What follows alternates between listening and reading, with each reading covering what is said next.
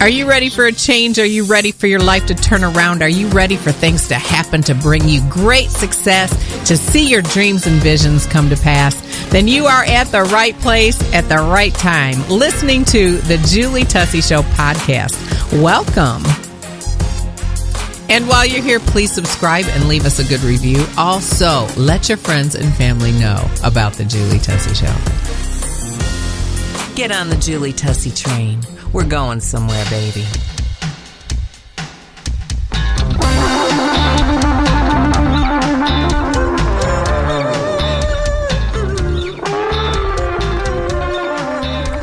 Pop the glam pain. It's time for the Julie Tussey Show live guest current event scathing exposés. The original suburban bombshell, the big blonde baby, giving you the fastest, funniest, most informative 30 minutes of your life. And now, here's Julie Tussey.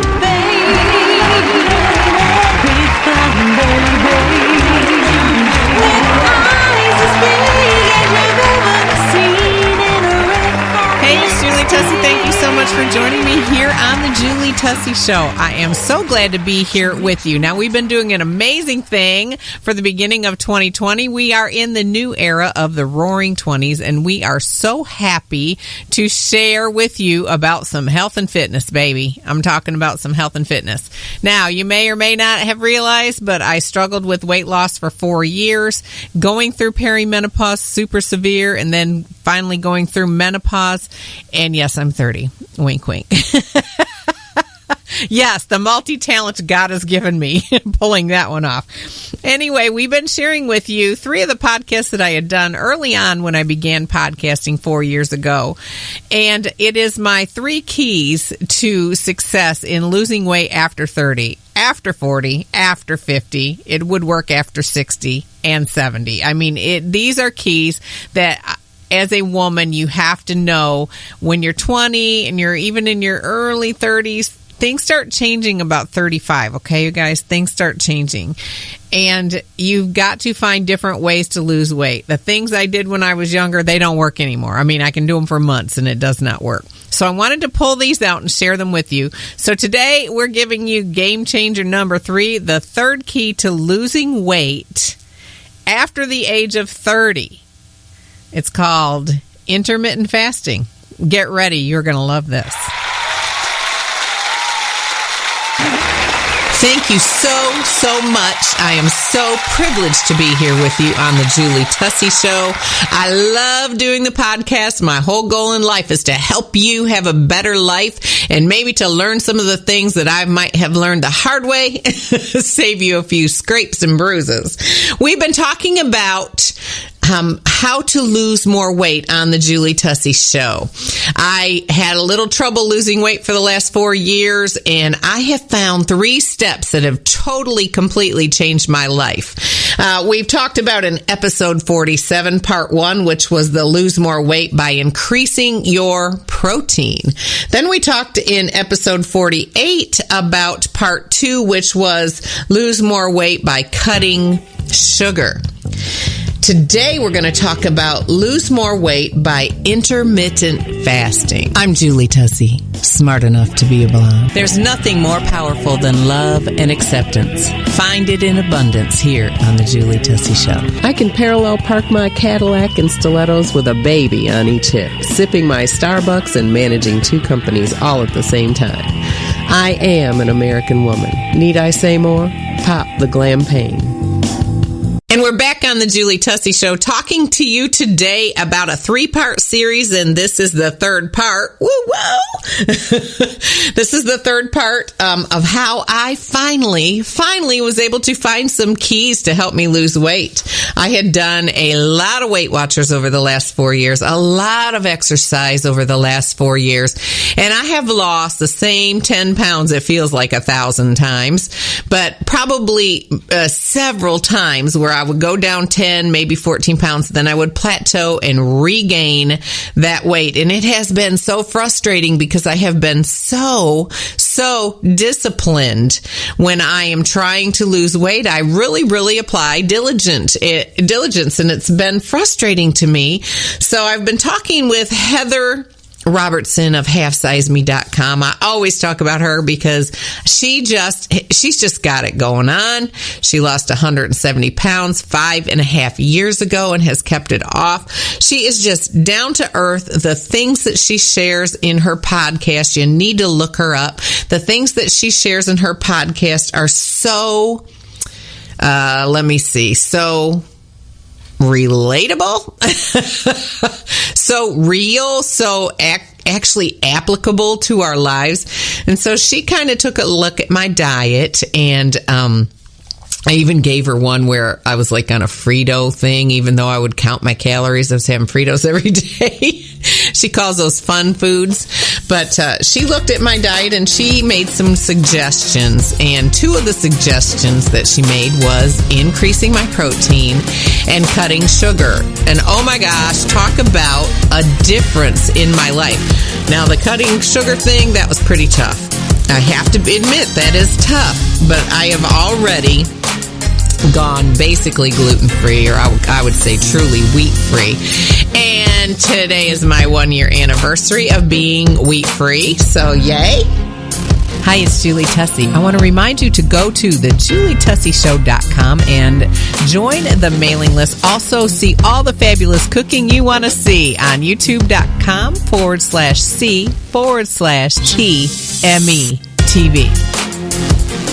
I'm here to empower you to fix what's broken in your life. Honey, you were not created to be ordinary, but you were created to be extraordinary. You were not created to be common, but you were created to be uncommon. You were not created to be average, but to be above average. I mean, you are remarkable. You are noteworthy. You are impressive, striking, outstanding, brilliant, excellent, superb, praiseworthy. Now, isn't that amazing? How many people tell you that? Only on the Julie Tussey Show. So today I'm going to talk about the third key that I really believe is like super important for me. And I believe it could help you. And it is called intermittent fasting. Well, I did a lot of research on this. I've actually been implementing this into my life on and off for a couple of years because I stumbled onto it when I found a program called the Venus Factor. And you can look that up and research it. It's a really cool program for women, but they believe that women lose weight differently than men, and I believe that too. There's something in there that is just not right, girlfriend. It is just not right. That these men, they can barely cut back and all of a sudden they're skinny. I mean, what the heck? What the heck is up with that? Just not fair, right? But in my research, I have found out that part of that is something called leptin, which is affected by intermittent fasting. So let me give you some statistics and some information about this. First of all, I want to say that I am not a doctor or a nutritionist or a medical specialist, but this is what worked for me. I want to start doing a disclaimer, and it'll be like, Julie Tussey is not a doctor. She is not a nutritionist. She is not a medical specialist. But this is what worked for her. So see, maybe I could get like a Valley girl to do that too. But this is just what I have found that I love. I love doing this. It's not always the easiest thing in the world, but it is not that hard. It's surprisingly not that hard. If I mix this with Weight Watchers, it has helped. When I've mixed it with these 3 steps, this being the third step, oh my gosh, 5 pounds in 3 weeks after I'm telling you, months of not being able to lose. 2 months of not being able to lose and basically doing like 1,200 calories a day. So, intermittent fasting is currently one of the world's most popular health and fitness trends. People are using it to lose weight, improve health, and simplify their lifestyles. Many studies show that it can have powerful effects on your body, your brain, and it may even help you to live longer. Now, I got this information from the Authority Nutrition, and this article was written by Chris Gunners. And you can just do a research, and it was called Intermittent Fasting 101, the Ultimate Beginner's Guide. It can give you a lot of really good information. When you have information, it changes your life, right? So, intermittent fasting is very popular right now, and it's because it is so successful. So let's talk about the different kinds of intermittent fasting that we can do. The first one is called the 16-8. The 16-8. Don't do a 6-18. The 16-8. And simply, intermittent fasting simply is a term for an eating pattern that cycles between periods of fasting and eating. So when you think about it the way that I do it, it's going to really make sense. So the 16-8, for example, is you eat dinner and you stop eating at 6 at night, and then at 10 o'clock in the morning, you start eating again. So therefore, you've had a 16-hour fast, and you had an 8-hour eating window, is what they call it. Some people do 14-10. I basically do 14-10, which means that I fast for 14 hours and I have a 10-hour eating window. I go to bed around 10, 11, and if I stop eating at 6 and I wait until, let's see, I think I start eating about 8 o'clock in the morning. Yep. So I stop eating at 6 and I start eating at 8. That way I'm up at 6 in the morning, so I only have to go a couple hours. I do have a cup of coffee and I do have a little bit of coffee mate in it, and it does not seem to affect the difference of whether it works for me or not. I have read that some people believe if you do 50 calories or less in that morning time, do not kill yourself over this, okay? You got to make it something that you can live. If you can live this, then it will be successful for you. So I do the 14-10 a lot more because around 8 o'clock I like to go exercise. I can get hypoglycemia pretty easy, and so I do the protein shake that I told you about, which is Premier Protein, and a Chobani 80-calorie plain Greek yogurt mixed together, and I will drink that at around 8 o'clock in the morning.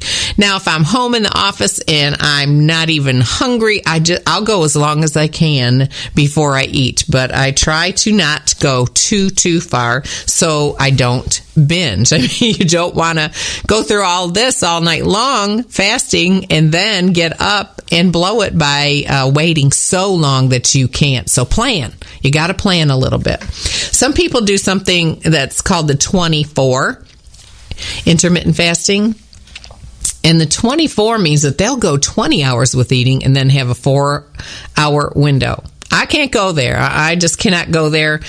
Now that I'm over 20, I kind of need food for energy, and so that's not one that's for me, but it may be something that you want to do. But you can get online and you can research a lot of this and kind of find what works for you. Now, if you're a nighttime eater, a lot of the 16-8 patterns would be like start eating at 1 in the afternoon and then stop at 9 p.m. So that's a little bit different. And I will tell you that on the weekends, if I have to go out and sing, I can't be on stage until 1 or 2 in the morning singing and have fasted from 6 till whatever. And especially without sugar in my diet, I cannot do it. I did try that once and I almost passed out on the stage.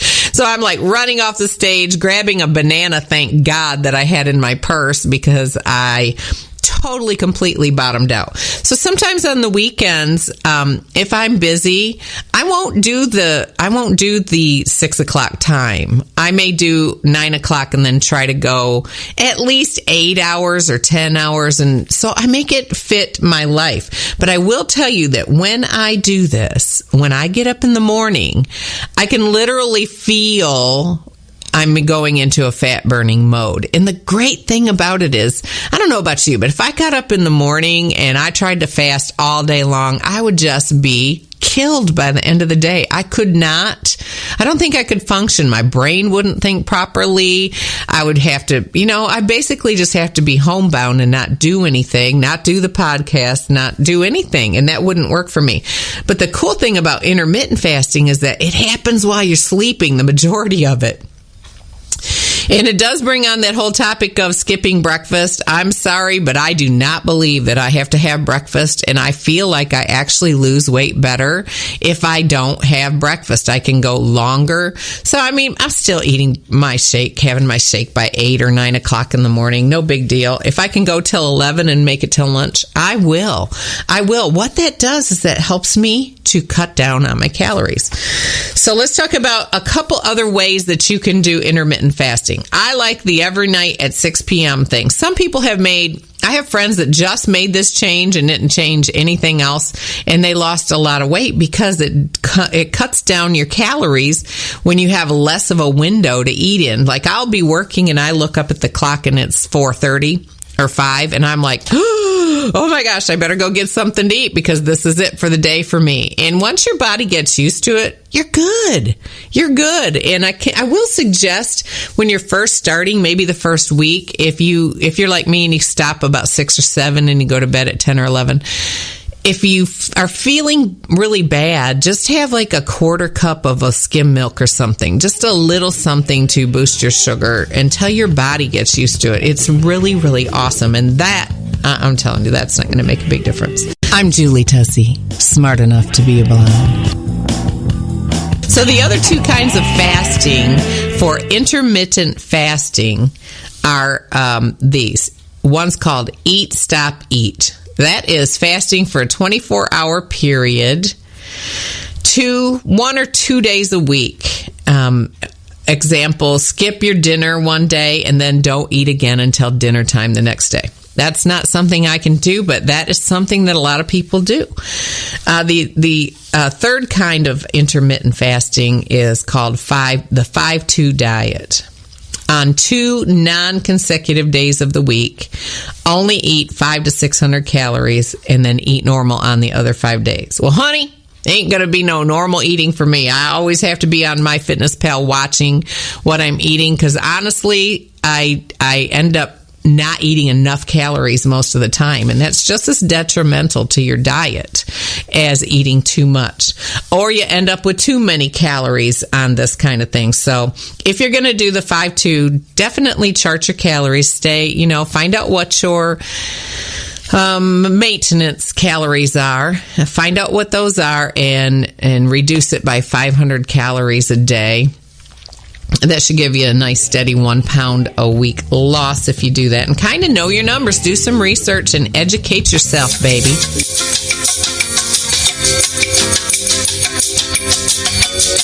And now, back to the Julie Tussey Show. We are talking about intermittent fasting on the Julie Tussey Show today. This is part 3 of a 3-part series of how to lose more weight. Are you tired of the struggle? How I finally lost weight. And these are some keys that have really tremendously helped me. Am I where I want to be? Absolutely not. But I tell Gary all the time, if I did not do all the things that I do, given my family history, I would be a very heavy person, I believe.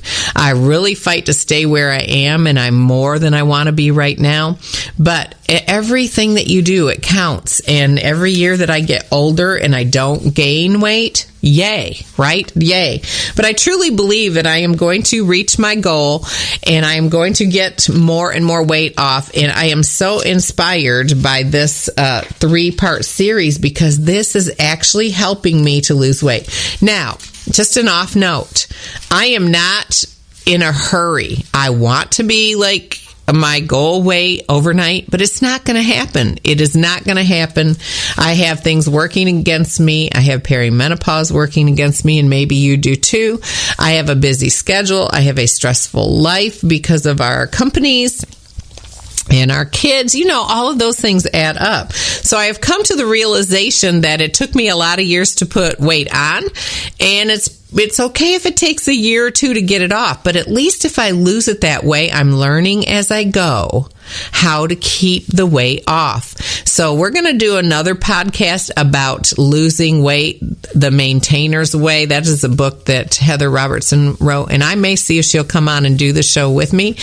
But there is a way to lose weight with maintenance in mind, because you don't want to get to the end of this thing and not be able to do it. That's why now that I'm older than 33, I will not white knuckle it. I will not starve myself. I will not just hang on till I get to goal, because when you do that and you starve yourself and you're hurting your health, number one. Number two, when you're done, how are you going to keep that weight off? How are you going to keep that weight off if you have not built skill sets and habits and patterns in that you can live? So having the cake and cookies and ice cream is not an everyday thing. It's a once in a while thing that you can have, and you can still maintain your health and stay thin and trim. So, okay, there you go. There's that for you. So we've talked about intermittent fasting and the different kinds that you can do. Now I want to talk about a really cool subject, and I'm just going to hit on it quickly. You can go online and research more about it.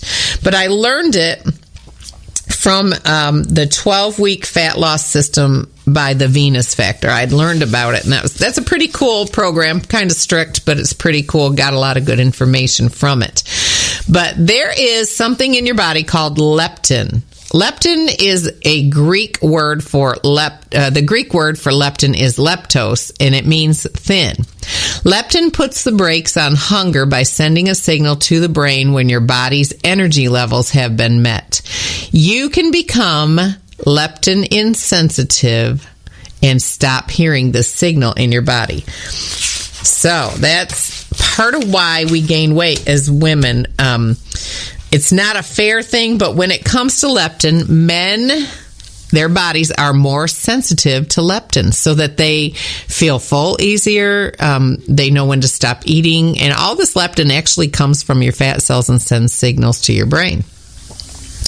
Well, as women, we are just naturally less leptin sensitive. Dagnabbit. But there are ways to increase your leptin sensitivity. Intermittent fasting helps women to regulate leptin better in their body. It makes your body more leptin sensitive, and you lose weight more easily. So balancing the signal of your leptin signal in your body is going to help you lose weight more. And I believe that's why when I get up in the morning, I have that fat burning sensation. I think that it changes your hormones when you do these things. So there are 3 ways to increase your leptin sensitivity. We want it to improve. We want to be sensitive to that signal when our body decides it's had enough. And there are 3 things that we can do. Number 1, you have to get enough sleep. Oh my gosh, I am not good at this. I'm terrible. I try so hard, but with the hormone changes in my body right now with perimenopause, sometimes I sleep and sometimes I don't sleep so well. So I'm working really, really hard. You can look up online the things that you need to do. You know, don't have your TV on, don't have electronics in your room, blah, blah, blah. So there's things that you can do, but I think the number 1 thing to do, the main thing, is through the week, set yourself a bedtime. Get yourself mentally ready. Take a bath in Epsom salts. That's magnesium. You could put the whole bag in there and it will not hurt you because your body will only absorb as much magnesium as it needs. But I put about a half a cup to a cup in my bath. I will go soak, and I'm telling you that helps you sleep so well, and it also helps stop muscle cramps in your legs, you know. So that works really well. So get enough sleep. Try to get 8 hours of sleep a night. The second thing you can do is exercise. Just exercise in moderation. Don't be like the beast at the gym and kill yourself, and you don't have to do tons of heavy weights. I do like resistance training and some aerobic exercise. I think that's really healthy, really balanced. But exercise will increase your leptin sensitivity. And then the third thing, of course, is intermittent fasting. Intermittent fasting kicks up the leptin sensitivity. I love that. And I'm telling you, I have done this in the past and have proven that it works to myself. So this is really, really good information. Okay, so the bottom line, this is what helped me. I was tired of the struggle, and I wanted to share with you how I finally lost weight. So episode 47 on the Julie Tussey Show, you can find it on iTunes. You can find it, oh my gosh, if you Google the Julie Tussey Show, it is everywhere. Makes me happy. So episode 47 was part 1, increasing your protein. Episode 48 was part 2, losing more weight by cutting your sugar. And now today we're doing episode 49, which is part 3, losing more weight by intermittent fasting. Well, I hope this information helps you. I'm telling you, you are valuable. You are precious. You need to take time to take care of yourself, because if you are not healthy and you don't feel good about yourself, you are not going to live up to your full potential. Thank you so much for joining me for this awesome episode 193. This is the third in a 3-part series of 3 keys to losing weight after the age of 30, 40, 50. Couldn't fit all that in the title. But if you've enjoyed this, please reach out and let me know at the Julie Tussey Show at Gmail. Please share with your friends and family and leave a great review for us on iTunes. Do whatever it is you get to do on iHeartRadio to let them know that you love the podcast, and share us all around the world. We're here to help you to have a better life. This is Julie Tussey telling you, you only get one fabulous, amazing, awesome life. Live it to the fullest, darling. Live it to the fullest. After a week of hearing hundreds of I can'ts, I'm here today to tell you, you can. Find us on social media at facebook.com/The Julie Tussey Show and Instagram, The Julie Tussey Show, home of the original Suburban Bombshell. To get your copy of the music you hear in today's program, go to cdbaby.com/CD/Julie Tussey 4. I want to take a minute to say thank you so much to our supporters, underwriters, sponsors, those of you that give to our nonprofit corporation, The Voice Incorporated. If you want to give into this ministry in this program, you can go to The Voice INC. The Voice INC on Venmo, or you can email me at thejulietussey@gmail.com. Thank you so much for your kind consideration, and remember, all gifts are tax deductible. Only on the Julie Tussey Show are you going to hear that you are not created to be ordinary but extraordinary. You are not created to be common but uncommon. You are not created to be average but above average. You are not created to be tolerable or passable. No, but you are created to be remarkable, noteworthy, impressive, striking, outstanding, brilliant, excellent, superb, praiseworthy. We could go on and on about how awesome you are. Visit thejulietusseyshow.com. Lots of fabulous shopping, beautiful things that you might want to get as a gift or for yourself. You can also reach out to me and communicate with me there. thejulietusseyshow.com. If life is my oyster, darling, pass the hot sauce.